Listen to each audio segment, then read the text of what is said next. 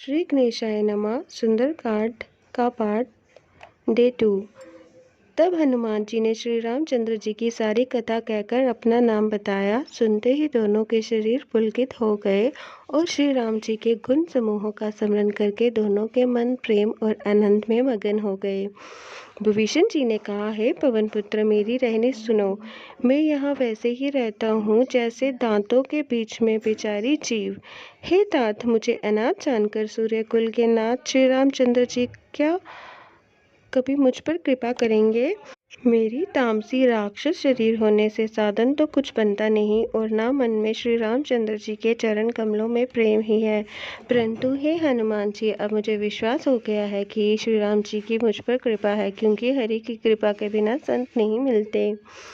जब श्री रघुवीर जी ने कृपा की है तभी तो आपने मुझे हट करके अपने ओर से दर्शन दिए हैं। हनुमान जी ने कहा, हे विभीषण जी, सुनिए, प्रभु की यही रीति है कि वह सेवक पर सदा ही प्रेम किया करते हैं। भला कहिए, मैं ही कौन बड़ा कुलीन हूँ, जाति का चंचल वानर हूँ और जब सब प्रकार से नीच हूँ। प्रातः काल जो हम लोगों बंदरों का नाम ले ले तो उस दिन उसे भोजन न मिले।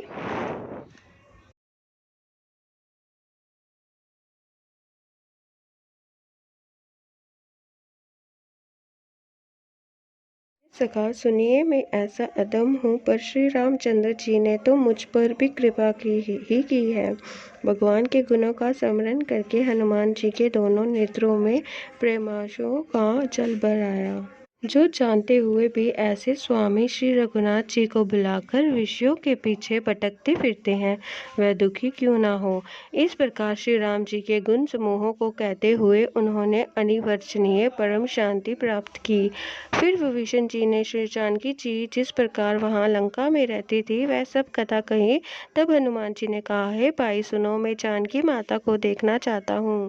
विभीषण जी ने माता के दर्शन की सब युक्तियां उपाय कह सुनाई। तब हनुमान जी विदा लेकर चले। फिर वहीं पहले का मस्तक सरीखा रूप धरकर वहां गए जहां अशोक वन में वन के जिस बाग में सीता जी रहती थी। सीता जी को देखकर हनुमान जी ने उन्हें मन ही मन में प्रणाम किया। उन्हें बैठे ही बैठे रात्रि के चारों पहर बीत जाते हैं। शरीर दुबला हो गया है, सिर पर जटाओं की एक वैनी लट है। हृदय में श्री रघुनाथ जी के गुण समूहों का जाप स्मरण करती रहती। श्री जानकी जी नेत्रों को अपने चरण कमलों में लगाए हुए हैं, नीचे की ओर देख रही है और मन श्री राम जी के चरणों में लीन है। और जानकी जी को दीन दुखी देखकर पवन पुत्र हनुमान जी बहुत ही दुखी हुए। हनुमान जी वृक्ष के पत्तों में छिप रहे और विचार करने लगे कि हे भाई, क्या करूं, इनका दुख कैसे दूर करूं।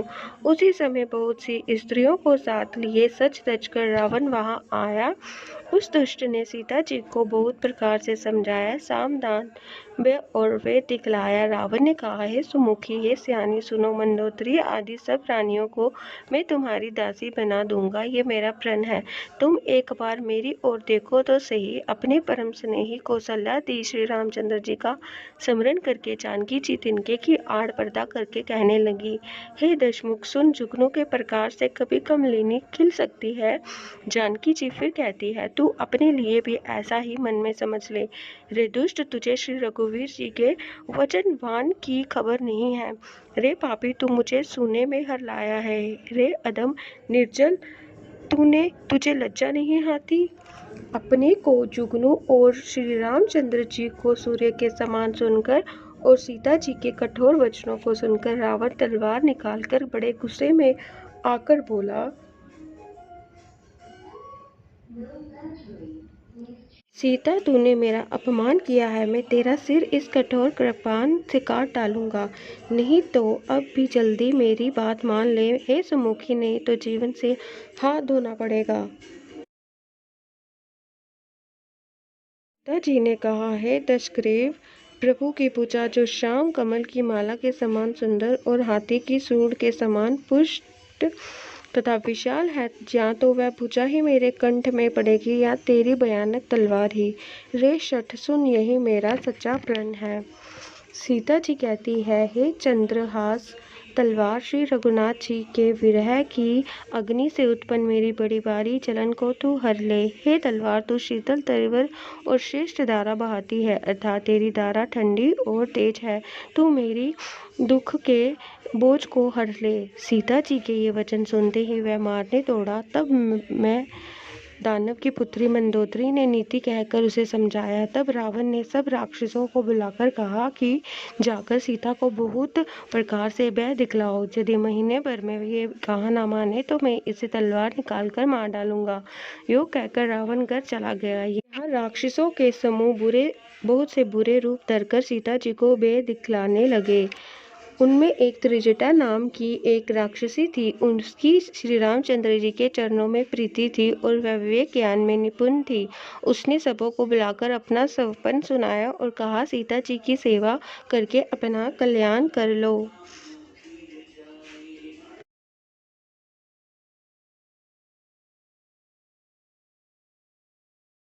में मैंने देखा कि एक बंदर ने लंका जला दी। राक्षसों की सारी सेना मार डाली गई। रावण नंगा है और गद्दे पर सवार है। उसके सिर मुड़े हुए हैं, बीसों भुजाएं कटी हुई है। इस प्रकार से वह दक्षिण जमपुरी की दिशा को ओर जा रहा है और मानो लंका विभीषण ने पाई है। नगर में श्री राम जी की दुहाई फिर गई। तब प्रभु जी ने सीता जी को बुला भेजा। मैं पुकार कर निश्चय के साथ कहती हूँ कि ये सपन कुछ ही दिनों बाद सत्य होकर रहेगा। उसके वचन सुनकर सब राक्षसों डर गई और जानकी जी के चरणों पर गिर पड़ी। तब इसके बाद वह सब जहाँ तहाँ चली गई। सीता जी मन में सोच करने लगी कि 1 महीने बीत जाने पर नीच राक्षस रावण मुझे मारेगा। सीता जी हाथ जोड़कर त्रिजटा से बोली, हे माता, तुम मेरी विपत्ति की संगिनी है। जल्दी कोई ऐसा उपाय कर जिससे मैं शरीर छोड़ सकूं। विरह असह्य हो चला है, अब ये सहा नहीं जाता। काठ लाकर चिता बनाकर सजा दे हे माता, फिर उसमें आग लगा दे। हे सियानी, तू मेरी प्रीति को सत्य कर दे। रावण की शूल के समान दुख देने वाली वाणी कानों से कैसे सुने। सीता जी के वचन सुनकर त्रिजटा ने चरण पकड़कर उन्हें समझाया और प्रभु का प्रताप, बल और सुजस सुनाया। उसने कहा, हे सुकुमारी, सुनो, रात्रि के समय आग नहीं मिलेगी। ऐसा कहकर वह अपने घर चली गई। सीता जी मन ही मन कहने लगी, क्या करूं, विधाता ही विपरीत हो गया। ना आग मिलेगी ना पीड़ा मिटेगी। आकाश में अंगारे प्रकट दिखाई दे रहे हैं पर पृथ्वी पर एक भी तारा नहीं आता। चंद्रमा अग्रमीय है किंतु वह भी मानो मुझे हतभागिनी जानकर आग नहीं बरसाता। हे अशोक वृक्ष, मेरी विनती सुन, मेरा शोक हर ले और अपना अशोक नाम सत्य कर ले। तेरे नए नए कोमल पत्ते अग्नि के समान है। अग्नि दे, विरह रोग का अंत मत कर, अर्थात विरह रोग को बढ़ाकर सीमा तक ना पहुंचा। सीता जी को विरह से परम व्याकुल देखकर वह क्षण हनुमान जी को कल्प के समान बीता। तब हनुमान जी ने हृदय में विचार कर सीता जी के सामने अंगूठी डाल दी, मानो अशोक ने अंगारा दे दिया। ये समझकर सीता जी ने हर्षित होकर उठकर उसे हाथ में ले लिया। तब उन्होंने राम नाम से अंकित अत्यंत सुंदर एवं मनोहर अंगूठी देखी। अंगूठी को पहचानकर सीता जी आश्चर्यचकित होकर उसे देखने लगी और हर्ष तथा विषाद से हृदय में अकुला उठी। वह सोचने लगी, श्री रघुनाथ जी तो सर्वथा अजय है, उन्हें कौन जीत सकता है। और माया से ऐसी माया के उपादान से सर्वथा रहित दिव्य जिनमें अंगूठी बनाई नहीं जा सकती। सीता जी मन में अनेक प्रकार के विचार कर रही थी। इसी समय हनुमान जी मधुर वचन बोले। वह श्री रामचंद्र जी के गुणों का वर्णन करने लगे, जिनके सुनते ही सीता जी का दुख भाग गया। वह कान और मन लगाकर उन्हें सुनने लगी। हनुमान जी आदि से लेकर सारी कथा कह सुनाई। जय सिया राम, जय सीताराम जी, जय बजरंगबली जी, जय हनुमान जी।